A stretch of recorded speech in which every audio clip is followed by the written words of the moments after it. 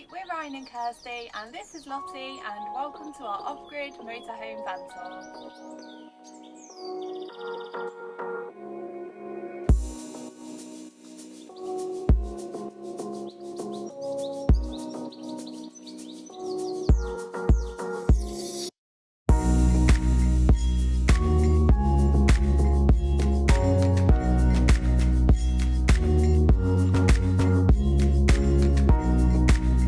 So welcome to our Swift Escape 694 motorhome, which is on a Fiat Ducato base. So obviously the inside of the motorhome is the most important part because it's where you're going to be spending most of your time. So for us, our motorhome is our home. We live in it, we travel in it full time, we work in it, it's our office, we cook in it, it's our kitchen, we sleep in it. So it is everything to us. So there's not a massive amount to show you in the cab. This is quite like an obvious part of the van, but we've got the blinds which come across, which I'll show you.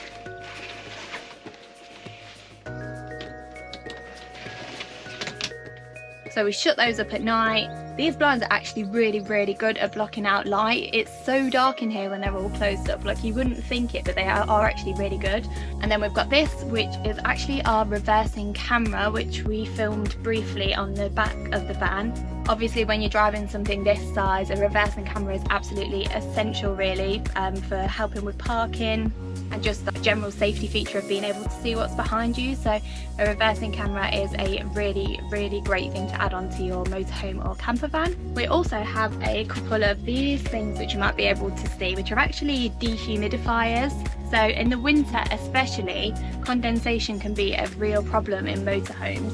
So these are just one of the additions that we have to our van to try and help with that. So these two captain seats swivel around, which we might show you, and we've also put seat covers on ours to just protect the fabric of the seats a little bit, because obviously when we're driving a lot they are one of the most used seats in the van. And we have Lottie as well, so when she's running around with her muddy little paws, these seat protectors really do help. And then speaking of Lottie, this is her seat which she sits in when we're driving. So basically, here you come to show.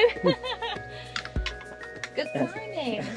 She loves this seat, as you can see, and we just clip her in onto her collar here, and then it attaches to both the captain seats either side, and she's so happy in this seat when we're driving. She absolutely loves it. She even chooses to sleep in it sometimes. So we'll put a link in the description, because this is from Amazon, so we'll leave a link in the description because that has been one of the best purchases of the van for us.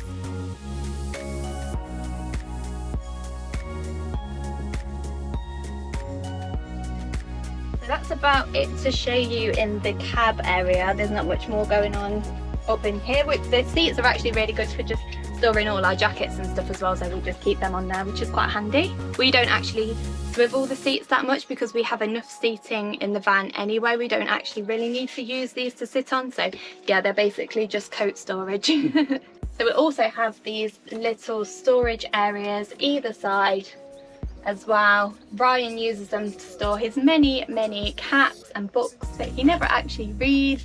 So the next area of the van is one of the most important areas of the van for us. It's like the main living space, and it is actually also our office space too. So the fact that we have seating on either side is really good for us, because it means that we can both sit either side and work with so much space. The table moves so we can pull it out, and so we can both sit and work either side. So this is one of the best spaces for us, because when you're living in here, you're working in here, you need to have somewhere suitable to work, so this is perfect. So this also converts into a double bed. So if you're traveling with more than 2 people, this is where your extra bed space is as well. So we've also got the blackout blinds on these windows as well, and then you can also pull them down and you have the fly nets. Now these are like super important if you don't want loads of mosquitoes and flies and bugs in your van. These are a lifesaver. If you've watched any of our other YouTube videos, you will know my struggles with mosquitoes. So yeah, these are really important, and we've got the big one on the door here as well. We basically just leave that closed like all the time. If the door's open, we'll leave the fly screen across, because it also stops Lottie from running out of the van as well. And then obviously here we just have some cupboard storage, so we just have food and bits and bobs in there. 4 cupboard doors with bits of storage in them. So in here you'll see we've got our stacking tubs as well. So yeah, they're really handy for storage in those cupboards, because otherwise if you don't have that, your stuff's just rammed in and rolling about all over the place.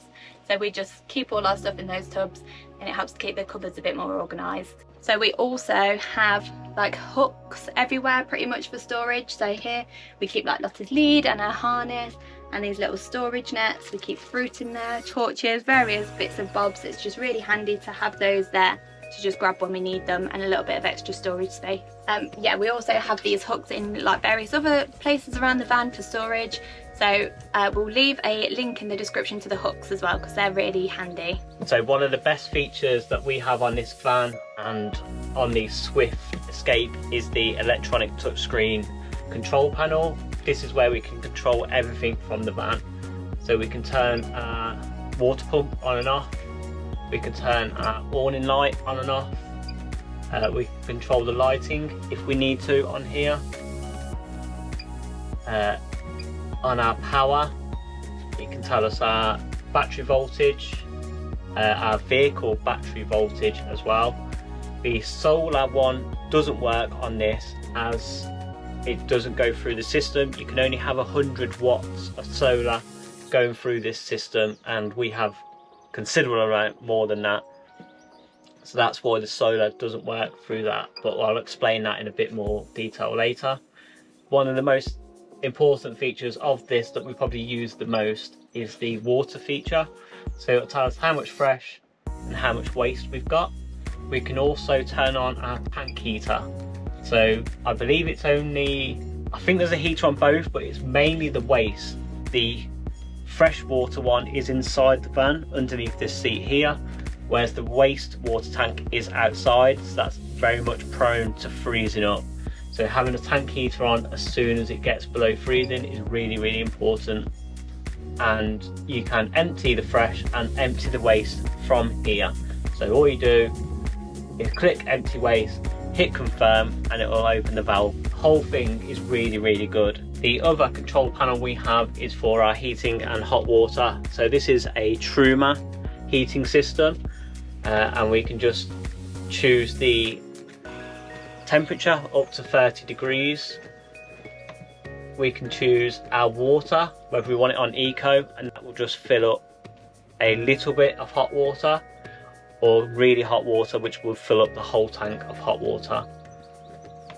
And then the next setting is whether we want to use gas, a mixture of 1, a mixture of 2, or electric fully.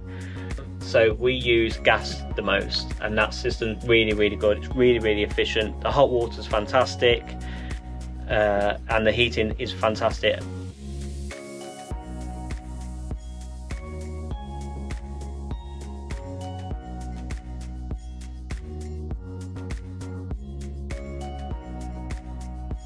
So this is our kitchen space. So we have a 3-burner hob and an oven and grill, which is all gas, so that obviously helps with our being off grid, because we're not reliant on electric for any of it. And then we also have this extra bit of kitchen worktop which extends there. That's really handy because there's not actually that much space when you're cooking and things. That extra bit of space there really, really does help. So having this set up with the hob and the oven and everything, it means we can cook pretty much exactly the same meals that we used to cook in our house. We haven't really had to compromise with the meals that we make or the food we eat, which is really, really important to us, because we like to cook. We don't really like to eat out all the time, because obviously we like to save money when we travel. So with this kitchen setup, we can pretty much cook anything that we want, so it's been really good. We also have a microwave here, which we don't really use that much because this does require an electric hookup. It just uses too much power for anything else, so you have to be hooked up to electric to use this. And obviously we don't hook up that much, so we don't get to use it that much, unfortunately. But we don't really find that we miss it or we really need it. Like with the setup that we've got, we don't need that much. It's just like a little extra when we are hooked up to electric that we can use the microwave as well. Just a little safety feature that we have, because obviously being in a small space, cooking and everything, it can be a little bit more dangerous than in a house. So we have our fire extinguisher and fire blanket as well, and we have them here because obviously this is probably one of the most likely sources of fire in the van. So just a little couple of safety features there. And then underneath the oven here we have 2 storage drawers, so we just keep all of our utensils and pots and pans and things in there.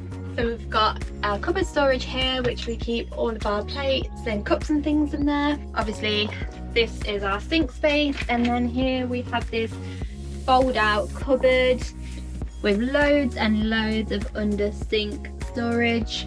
It goes all the way back. So it's huge, you can fit so much in there. Ours is just full of like cleaning products and Lottie's food and things. And you've got this little pull out utensil drawer as well.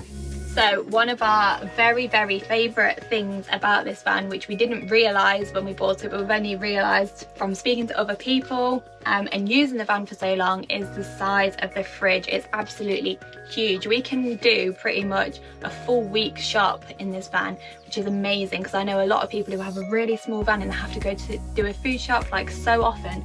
We can do one a week, which is the same as when we were in our house, and we can buy so much fresh food, which again is really important to us because we like to cook and cook a lot of fresh food.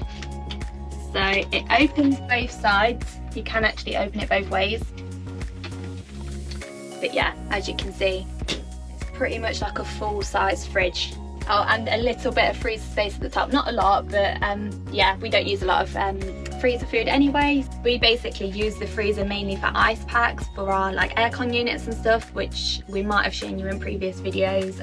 But yeah, that's basically the main use of it for us. And we also have this little bit of cupboard space above the fridge as well, so we can store some more food in there. You can power the fridge in 3 ways. Gas, which is the one that we obviously use the most. You can switch it to electric when you're hooked up to electric, and also when you're driving it's powered from the vehicle battery too.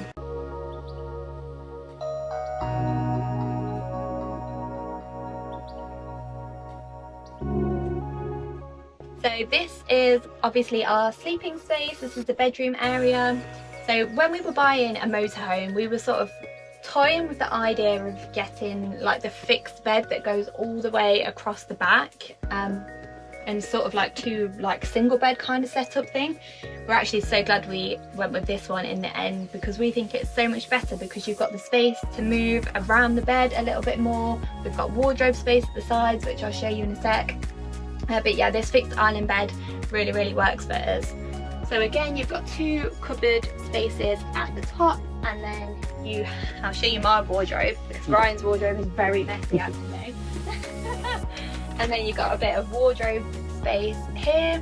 So we haven't really had to compromise on how many clothes and stuff we can fit in the van, because we can fit like so much. That wardrobe space is really handy with like the packing cubes and stuff.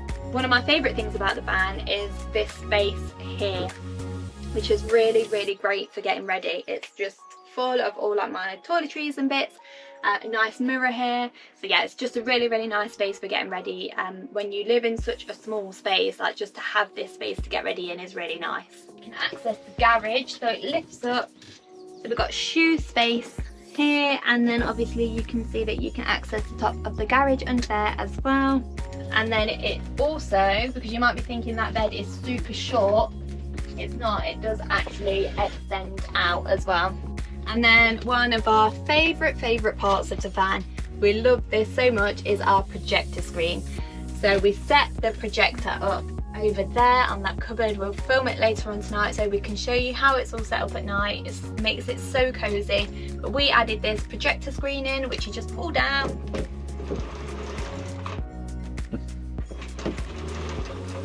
And then we've got our own little mini home cinema. So yeah, one of our favourite additions to the van.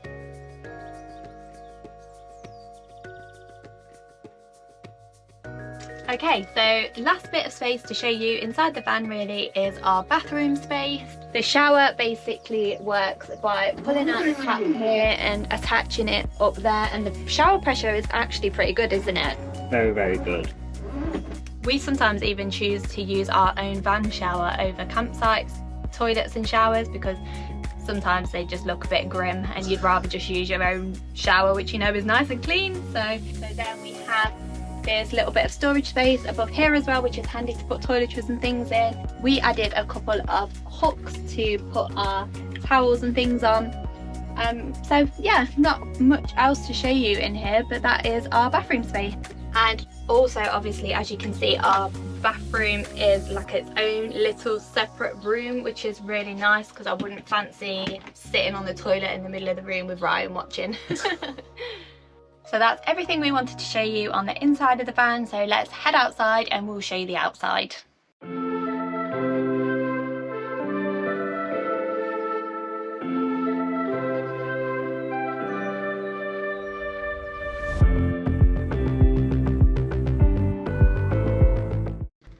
So this is our garage space, and we did compromise on this because when we first were buying a motorhome, we thought that we wanted like the big, massive, huge garage space. We didn't think that this would be enough, but it absolutely is. You can fit like so much more than you think you can fit in here.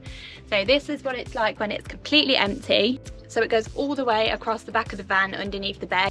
But we have spent this morning getting out everything that we have in our garage just to show you how much you can actually fit in that garage space, and we have a lot of stuff. We've got here like so much stuff. We've got an inflatable kayak, we've got hiking equipment, snorkeling equipment, fishing stuff, like just aircon units and air fryer. There's so much stuff in there. We have just managed to fit as much as we possibly can in there.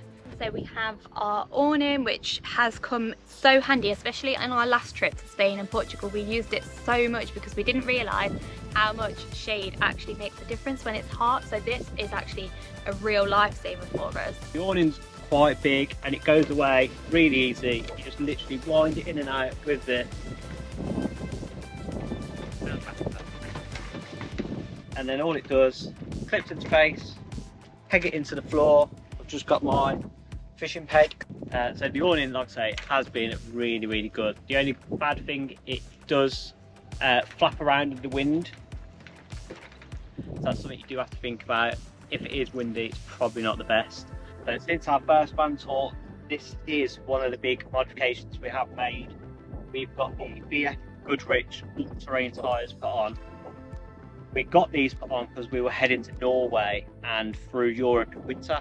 If you're going through Europe in winter, especially through the Alps and the Pyrenees, you need to have winter tyres. So we need to get these in order to get home. We're going to go through on the roads or anything through the snow. Just another quick thing while we wanted to show you while we was outside is our levelling blocks. So these usually stay in the garage. We're not that fussed about being level. Some people are really particular about it. So they only really come out if we're staying on campsites or somewhere for a longer period of time. Most of the time we're wild camping, off-grid, and you generally can't put your blocks out. So this is one of the other upgrades we've done on the van. I think it did appear in the last video, but I think it was just added in at the end. So we have a 11 and a 6 kilogram of refillable LPG. This system's amazing. We had the van for a couple of weeks at first when we got it, and we didn't have the refillable LPG, and we were just exchanging gas bottles, and we knew we was going to spend most of our time in Europe. We don't tend to do too much in England and the UK, and in Europe refillable LPG is everywhere, absolutely everywhere, and it's so easy. You just go to the petrol station, plug it into here, and just fill up as you would normally when you do your petrol and diesel. We have got another video on our YouTube channel, so I'll try and link it above, of us filling up and how easy it is. But that's probably been one of the best things, best upgrades we've got for the van. Another upgrade we got on the van was our bike rack. As you can see, my bike, I love my bike. It comes everywhere. I love going out on it, so it means I've been able to go biking in France, Norway, Italy, in the mountains. I've done some amazing routes on this. Through Austria was probably one of the best cycling routes I've ever done. Scenery was amazing. So we have a 10-meter electric cable, and I would say this has come in. This is a perfect length for 90% of everywhere we've ever been. We have thought about upgrading this to a 25-meter or even longer, because there has been some places where we haven't been able to plug in for electricity because our cable just wouldn't reach So if you are getting a cable, I'd probably get one on a reel and a bit longer than 10 meters. I'd say 25 meters will be fine anywhere you ever go. But generally, this just clips in.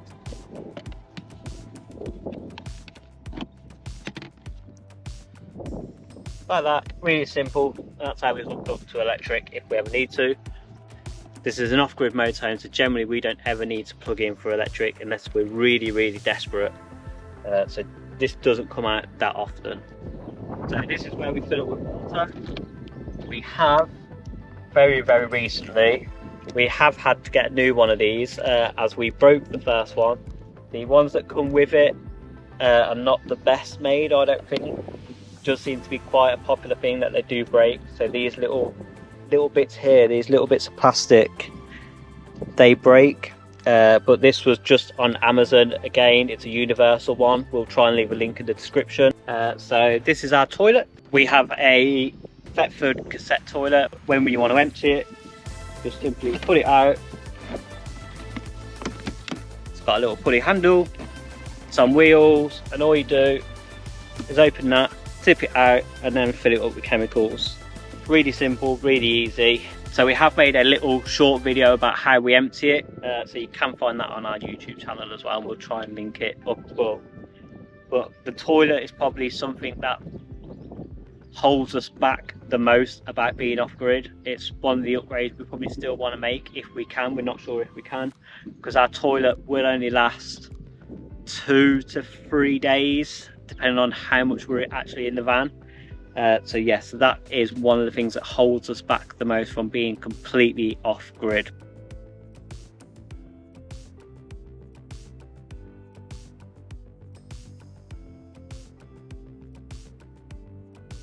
So one of the biggest upgrades that we've done, and I think the biggest upgrade you can do to make sure your camper van can go off-grid, is your batteries. So when we first got the van, we had, well, it had come supplied with one lead acid battery. We upgraded to 2 lead acid batteries, and after our first stint in Europe, after 3 months and a little bit of a stint in the UK, the batteries just went kaput. We was just putting far too much load through them, and you would have seen that on our first van tour. That's the battery setup we had, and it just wasn't good enough for our need. You do need to find a battery system that fits what you need. For us, we consume a lot of power. As we say, this is where we work, this is where we live. It requires a lot of power to run everything that we want to do. So the biggest upgrade we've done is we've fitted 2 lithium 110 amp hour batteries. With lithium, you can run them down to 0 to 10% and still get the maximum power you need. With lead acid, if you take them to 40%, that's when they start breaking and things don't run right. You can only run down to 50%. Whereas lithium, you can run it all the way down to 0 and it doesn't harm them that much. So meaning we get an extra 50% of power, but also an extra better battery that we can use. And that has been the biggest improvement we've done to this van. It's been absolutely fantastic. So with big batteries, we also needed big solar. We already had the solar on the last van tour video, but it's now we've had it for 18 months. The solar has been fantastic. So we have 500 watts of solar, which is more than enough.